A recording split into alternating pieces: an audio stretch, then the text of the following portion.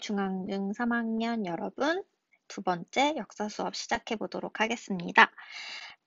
일단 오늘 새로운 내용 배우기 전에 우리 지난 시간에 배웠던 내용 복습하고 넘어가 보도록 하겠습니다. 제가 지난 시간에 여러분들에게 설명해 준 내용은 바로 아이고, 색깔이 잘 안 보이네요. 조선 후기 경제와 사회에 대해서 설명했습니다. 조선 후기 경제에서 가장 중요한 키워드 무엇이었죠? 바로 모내기법입니다. 여러분들이 꼭 기억해야 될 단어 모내기법입니다. 이 모내기법으로 인해서 조선 후기의 사회가 굉장히 많이 변했다라고 했는데 가장 큰 특징이 무엇이었냐? 바로 농업 생산력이 증가했다. 그리고 두 번째로는 잡초를 뽑는 데 있어서 노동력을 사용하는 게 굉장히 간편해졌다, 감소했다. 그래서 노동력이 감소했다라고 했습니다. 이렇게 되면서 농민들 사이에서도 이제 분화가 시작되는데 대표적으로 부자 농민이다라고 해서 부농, 그리고 땅이 없는 농민들은 이 부농의 땅에 가서 머슴을 하거나 노동자가 되는 일이 벌어지게 되었다라고 했습니다. 또한 이 모내기법의 영향을 받아서 조선 후기에는 상업과 수공업, 그리고 광업 등도 발전했다라는 거 그냥 간단하게 기억해 주시면 되겠습니다. 자, 그리고 조선 후기의 사회 모습 한번 볼 건데 이때까지 조선이라는 사회 신분 계층은 피라미드 모양이다라고 했습니다. 가장 적은 양반, 그 다음에 그 밑에 있었던 중인, 그리고 가장 많은 계층을 차지했던 건 농민, 그리고 그 밑에 노비, 이렇게 있었다라고 했습니다. 그런데 어떤 사건을 계기로 이 신분제도가 바뀐다라고 했어요. 뭐를 통해서 바뀌었다라고 했냐? 바로 임진왜란과 병자호란이라는 전쟁으로 인해서 바뀌었다라고 했습니다. 자, 그러면서 점차 조선 후기가 되면 양반이 굉장히 많아지게 된다라고 했습니다. 그렇게 양반이 많아지게 된 계기가 된 여러 가지 정책들을 볼 건데 그 정책 중에 하나가 바로 납속책, 국가에 돈을 내고 이제 직위를 사는 납속책, 그리고 공명처, 이것도 역시 이제 국가에 돈을 내고 이제 관직을 사는 거가 되겠습니다. 자, 그리고 군공이라고 해서 전쟁 때 공을 세운 사람에게는 신분을 준다라는 이러한 정책들도 있었고요. 그리고 노비들을 농민으로 만드는 노비 종무법, 그리고 나중에 있는 공노비 해방 등과 같은 걸로 인해서 조선 후기의 신분 제도가 점차 변화하고 있다라고 제가 설명했던 것 같습니다. 자, 이 중에서 가장 잘 기억해야 될 거 여러분들 모내기법 다시 한번 강조하고 다음으로 넘어가 보도록 하겠습니다.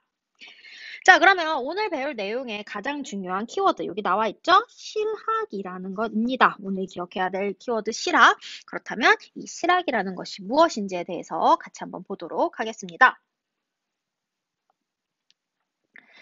자, 실학이라는 건 우리가 그냥 간단하게 말하면 성리학의 문제점을 해결하기 위해서 나온 학문이다라고 보시면 되겠습니다. 여러분들 조선하면 유교국가, 유교하면 성리학이죠. 바로 이 조선의 기틀이라고 볼 수 있는 성리학의 문제점이 조선 후기가 되면 드러나게 됩니다. 성리학이 점점 힘이 세지자 얘네들이 굉장히 이기적인 학문으로 변하게 돼요. 여기서 말하는 이기적인 학문이라는 것은 성리학 말고 나머지 학문, 나머지 종교는 다 별로야, 다 버려 라고 하는 이런 식으로 다른 것들을 배척하는 그런 성격을 가지게 됩니다.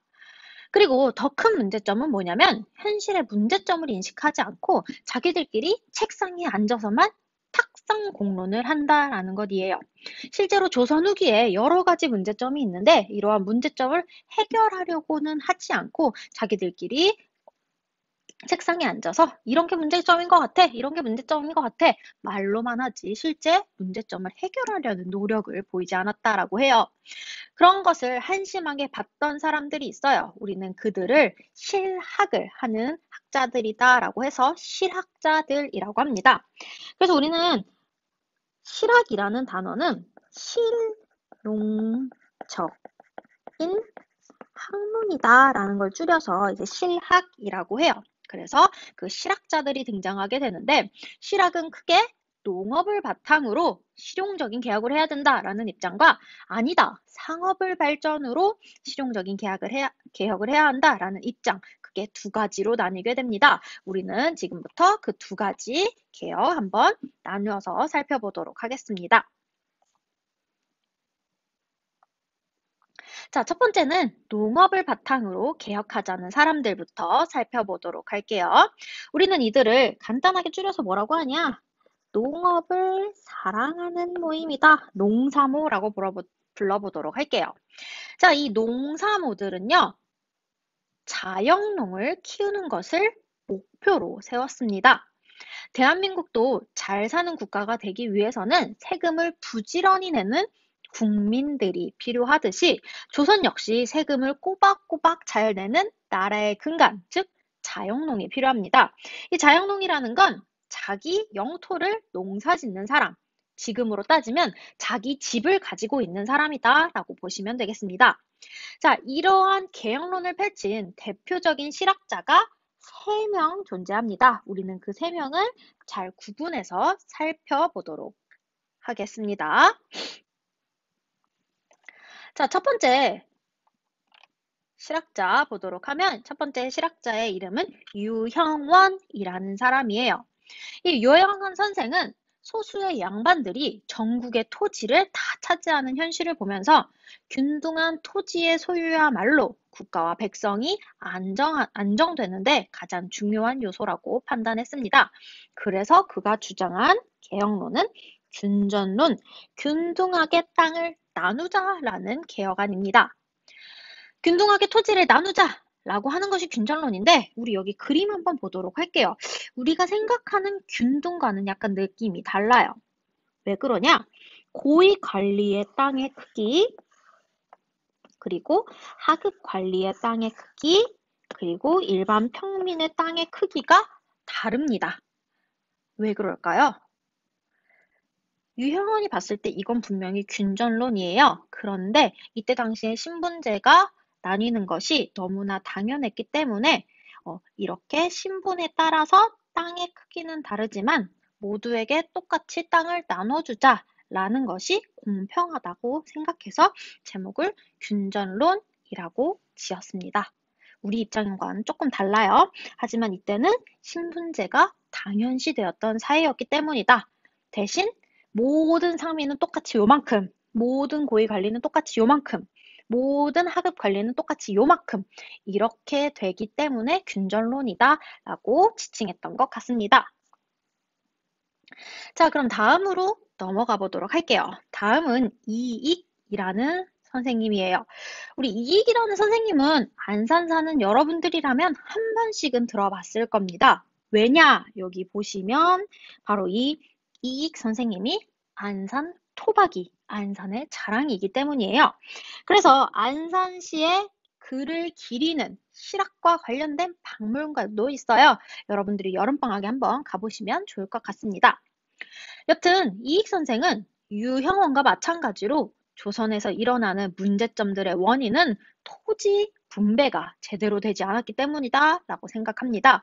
그래서 그가 주장한 개혁안의 이름은 한전론이라는 건데, 바로 한계가 있다라는 거예요. 어떤 한계가 있냐? 바로 모든 사람들, 모든 조선에 살고 있는 사람들은 팔지 못하는 영업전이라는 땅을 모두가 갖고 있어요. 이 땅은 조선의 농민 이상이면 누구나 가지고 있는 것입니다. 자, 이 영역을 제외한 나머지 땅은 사고, 팔고, 니들 마음대로 해라. 대신 이 영업전만은 모두가 고유의 토지로 갖고 있자라는 말입니다. 즉, 이렇게 되면 아무리 가난해도 최소한의 토지는 가질 수 있게 된다라는 겁니다. 아시겠죠, 여러분? 네, 그래서 한전론, 농가마다 영업전을 지정하자. 그리고 나머지는 사고, 팔고, 그건 니들 마음대로 해라. 라고 하는 것이 바로 이익 선생의 주장이다. 라고 보시면 되겠습니다. 자, 그리고 이 농업 중심 개혁론자의 가장 유명한 사람이자 가장 급진적인 개혁안을 들고 온 사람이 있으니 바로 그가 여러분들도 많이 들어보셨을 겁니다. 정약용이에요. 이 정약용 선생 하면 떠오르는 왕이 있어요. 여러분들 중2 마지막에 배웠는데 바로 그쵸. 이 정약용 하면 같이 떠오르는 바로 정조라는 왕이 있죠. 정조가 사랑한 남자 바로 정약용입니다. 그는 정조가 죽고 나서 천주교를 믿는 집안이라는 이유로 나중에 귀향을 가게 되는데 그가 귀향 가게 된 곳이 바로 전남 강진이라는 웬 촌구석이에요. 아무래도 산골짜기에 귀향을 가서 그가 살다 보니까 농민들의 삶이 자기가 생각한 것보다 굉장히 어렵다라는 것을 알게 되고 이를 해결하기 위해서 여전론이라는 것을 제시하게 됩니다. 하지만 여전론은 토지의 사유화를 인정하지 않고 공동으로 소유한 토지를 경작하고 그 토지에서 나오는 수확물을 똑같이 분배하자. 즉, 어떻게 보면 공산주의적 방식의 이론을 제시하게 됩니다. 그래서인지 현실과는 너무 동떨어진 개혁안이라고 볼 수 있어요. 그래서 그는 이를 수정하기 위해서 정전제라는 것을 주장하게 됩니다. 이 그림에서 나오는 게 바로 정전제라고 볼 수 있는데요. 자, 정전제라는 건 뭐냐면 8개의 집을 세트로 묶어요. 세트. 8개의 집을 세트로 묶습니다. 자, 그래서 이 세트 8집에게 하나, 둘, 셋, 넷, 다, 일곱, 여덟 각각의 토지를 나눠주게 되고요. 그리고 또 여기 하나는 공동으로 경작할 수 있게 그래서 총 8집에 9개의 땅을 분배해주게 됩니다. 그렇게 되면은요. 여기서 수확하는 건 자기가 갖고 그리고 공동 경작하는 여기 거는 공동 경작한 다음에 세금으로 내는 그러한 방식이 바로 정전제다라고 보시면 됩니다. 왜 이름이 정전제냐? 바로 여러분들 많이 보셨을 거예요. 여러분들이 핸드폰에서 보이는 우물정자 모양으로 땅을 나눠서 분배한다라고 해서 정전제다라고 보실 수 있겠습니다.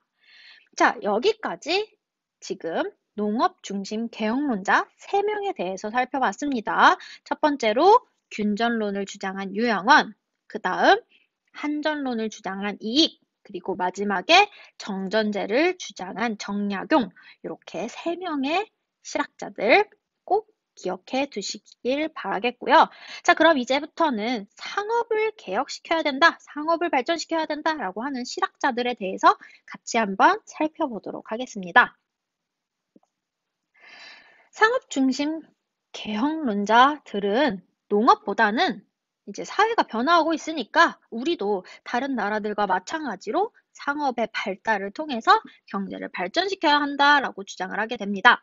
왜냐하면 이때 이미 서양은 산업혁명이 진행되고 있었기 때문이고 공장이 들어서고 있는 상황이었어요. 그런 거에 비하면 우리나라는 뭔가 한참 뒤처지는 느낌을 받았다라고 볼 수 있습니다. 그래서 이를 바탕으로 부자 국가, 즉 부국 강명한 국가를 만들자라고 주장하는 것이 상업 중심 개혁론자들의 목표다라고 볼 수 있는데요. 그러면 구체적으로 어떤 주장을 했는지 같이 한번 살펴보도록 하겠습니다. 자, 첫 번째는 유수원이라는 사람이에요. 조선시대에서 가장 높은 신분은 뭘까요? 그쵸, 당연히 양반, 즉 선비들입니다. 그 다음 농업, 그 다음 나머지 상공업은 천대하던 나라입니다. 왜냐면 유교 국가이기 때문이에요. 근데 유수원은 이게 마음에 안 드는 거예요. 자고로 나라가 돈을 많이 벌려면 농사보다는 장사를 해야 한다라고 생각했기 때문이죠. 그래서 그는 선비다, 농민이나 상공업자나 차별하지 말고 모두를 평등하게 대우해줘라 그래야지만 차별받았던 상공업자들이 돈을 많이 벌 거 아니냐? 그래야 상공업자들을 발전시켜서 성장시킬 것 아니냐라고 주장을 하게 됩니다. 그래서 그가 주장했던 건 사, 선비, 농민들, 그리고 공업, 상공업 똑같이 대우해주자. 차별하지 말아라 라고 주장한 것이 바로 유수원입니다. 자, 두 번째는 홍대용이라는 사람이에요. 그는 과학자입니다. 그는 서양의 과학기술이 발전했다라는 사실을 전해 듣고 서양의 과학을 받아들이자라고 이야기합니다. 특히 서양에서도 논란 끝에 완성된 자전설, 코페르니쿠스의 그래도 지구는 돈다, 그게 옳다라고 주장한 사람이 바로 홍대용이라는 사람입니다. 자, 그리고 세 번째로 살펴볼 인물, 바로 박지원이라는 사람이에요. 자, 이 사람 생긴 거 한번 볼게요. 풍채가 남다르죠? 네, 이 사람은 그냥 신분이 아닌 바로 이때 당시 조선 후기에 가장 최고 권력자라고 볼 수 있었던 노론 양반입니다. 그런데 그가 다른 노론들과 다르게 실학을 주장합니다. 자신이 양반이면서도 양반제도를 비판하는데 그가 양반제도를 비판하기 위해서 쓴 소설 양반전이라는 곳에 보면 양반이라는 건 참 쓸모없는 신분이다. 양반은 정말 그냥 겉만 번지르르한 거다라는 것이 굉장히 소설에 잘 반영되어 있습니다. 자신이 양반이면서도 자신의 신분을 비판한다라는 거 굉장히 쉽지 않은 일인데 그가 그렇게 이야기하죠. 또한 화폐를 써야 경제가 활성화한다라고 생각해서 화폐를 쓰자라고 주장을 합니다. 나름 이 중에서 우리가 배우는 총 7명의 인물 중에서 가장 권력자였음에도 불구하고 이렇게 파격적인 주장을 하다 보니까 당연히 받아들여지긴 어려웠다라고 합니다. 자, 마지막으로 살펴본 이분, 바로 박제가라는 사람인데요. 이분의 신분은 서얼입니다. 여러분들, 서얼이 뭔지 혹시 기억나시나요? 바로 반은 양반이고 반은 평민인 신분이죠. 조선의 신분 제도에서는 주목받지 못한 신분인 서열이지만 그런 서얼들의 마음을 알고 등용해준 왕이 있어요. 이 왕은 누굴까요? 그쵸? 그쵸, 여러분? 2학년 때 배웠죠? 바로 이 서얼을 픽한 왕, 바로 정조입니다. 이 박제가도 정조 덕분에 관리에 진출할 수 있었다라고 해요. 이 정조가 등용한 남자 박제가는 북학의라는 자신의 책에서 소비를 해야 경제가 발전한다라고 주장을 합니다. 에? 돈을 쓰는데 경제가 좋아진다? 그게 말이 돼요, 선생님? 이라고 생각하는 학생들이 있죠.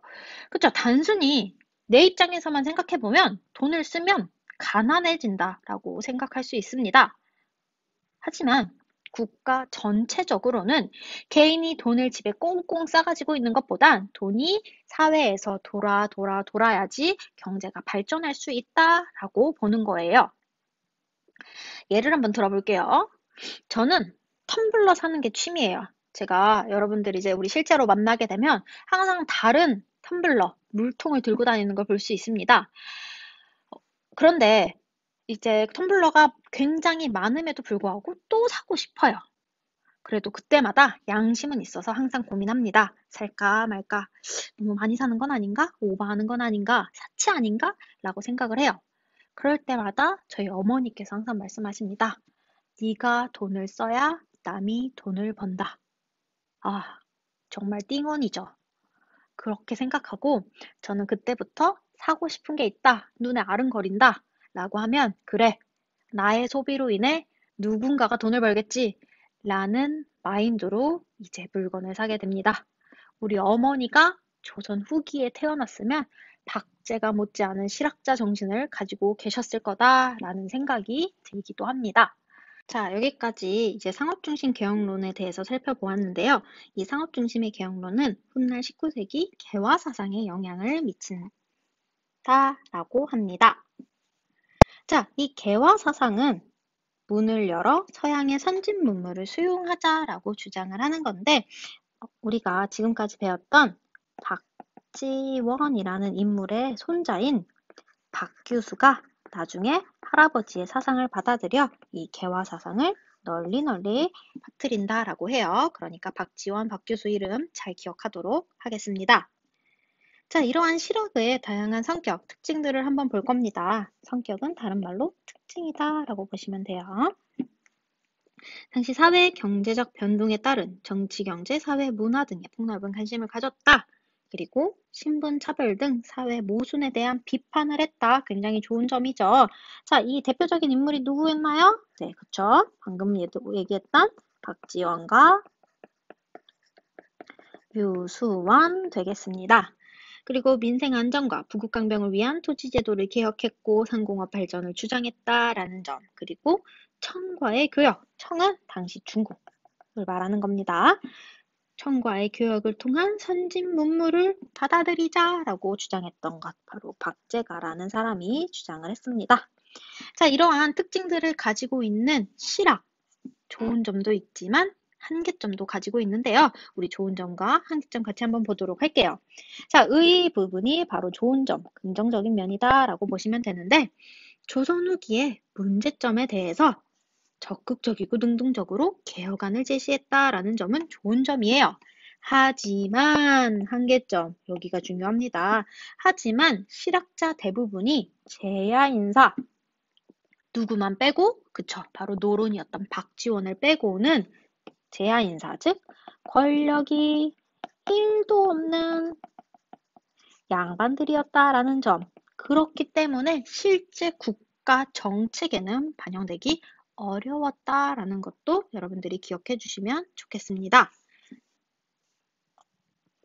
자, 그렇다면 여러분들 우리가 오늘 배운 총 7명의 실학자 중에서 여러분들이 가장 마음에 드는 사람은 누구인가요? 자, 여기서 잠시 영상을 일시정지 하시고 학습지에다가 이 7명 중에 원픽은 이 사람이다. 왜 그런가?까지 적어 주시길 바랄게요. 그리고 그 다음에 있는 형성평가까지 풀고 나서 여러분들은 영상 다시 시청해 주시길 바라겠습니다. 자, 여러분들 형성평가 다 푸셨죠? 그럼 같이 한번 보도록 할게요. 1. 다음 글을 읽고 물음에 답해보자 라고 합니다. 여기는 총 3가지 글이 나와요. 이 사람들은 농업 중심의 실학자들입니다. 과연 각각 누구인지 같이 한번 살펴보도록 할게요. 가. 생계에 필요한 최소한의 땅을 정해주고 그 땅은 절대 팔 수 없도록 해야 한다. 우리 최소한의 필요한 땅, 우리 이 땅을 뭐라고 했었죠? 그쵸, 영업전이라고 했습니다. 그렇다면 이 영업전을 주장했던 인물이 누군가요? 그쵸, 이익 선생의 한전론이다 라는 거 오늘 살펴봤습니다. 자, 그 다음에 나 한번 보도록 하겠습니다. 우리 나의 키워드가 되는 문장 어딜까요? 공동으로 토지를 소유하고 공동으로 농사를 짓는다. 바로 키워드 공동이라는 단어입니다. 자, 공동으로 땅을 소유하고 공동으로 농사 짓고 공동으로 분배하자. 어떻게 보면 사회주의, 공산주의 같은 이 제도를 주장한 사람 바로 우리 유명한 정약용 선생의 여전론이다. 근데 여전론이 너무 급진적이어서 정전론으로 나중에 개혁안을 좀 손봤다라고도 얘기했습니다. 그럼 나머지 다는 누굴까요? 남은 한 사람이겠죠. 자, 그래도 우리 다 어디에서 이 사람임을 알아낼 수 있는지 키워드 문장 밑줄 쳐보도록 할게요. 관리와 선비, 농민 등 신분에 따라 차이를 두고 땅을 다시 나눠줘야 한다. 땅을 균등하게 나눠주자. 단 신분에 따라 다르게 나눠주자라고 주장한 사람 바로 유형원 선생의 균전론이다. 여기까지 여러분들 적어 두셨다고 저는 믿겠습니다. 다 이렇게 잘 적으셨죠? 자, 그럼 다음 형성평가 2번 가보도록 하겠습니다. 2번도 키워드가 되는 문장 혹은 단어에 동그라미 밑줄 쳐보도록 하겠습니다. 가부터 볼게요. 가, 열하일기, 허생전, 이러한 책을 쓴 사람이자 양반들을 비판하는 소설을 쓴 이 사람은 누구일까요? 그렇죠. 오늘 얘기가 많이 나오죠. 유일한 노론 양반이었던 박지원이다 라는 점 기억해 두시면 되겠습니다. 자, 그 다음에 나 키워드가 되는 문장 어딜까요? 여기 선비, 사, 농민, 농, 공, 상의 직업이 모두 귀하다라고 얘기한 사람, 산업공상의 직업적 평등을 주장했던 사람, 유수원 선생이 되겠습니다. 자, 마지막 다 한번 보도록 할게요. 다에서는 뭐라고 주장을 하냐? 물건은 사는 사람들이 많아져야 새로운 물건이 생산되어 상공업이 발전할 수 있다. 즉, 무조건 아끼는 것보다는 적당히 쓰고 살아야 한다. 어머, 이거 누구의 마인드다? 바로 선생님 어머니의 마인드다. 우리 엄마와 마인드가 비슷했던 그 사람 누구냐?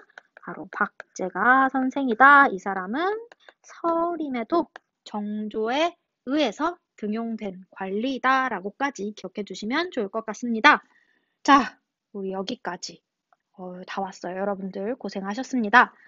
자, 지난 시간에 이어서 오늘까지 배운 내용, 조선 후기 사회, 경제, 문화의 변화에 대한 내용입니다. 우리 이제 다음 시간에는 정조가 죽고 난 다음에 등장하는 세도 정치가 무엇인지, 그리고 그 시기에 일어난 농민봉기는 왜 일어났는지 같이 한번 살펴보도록 하겠습니다.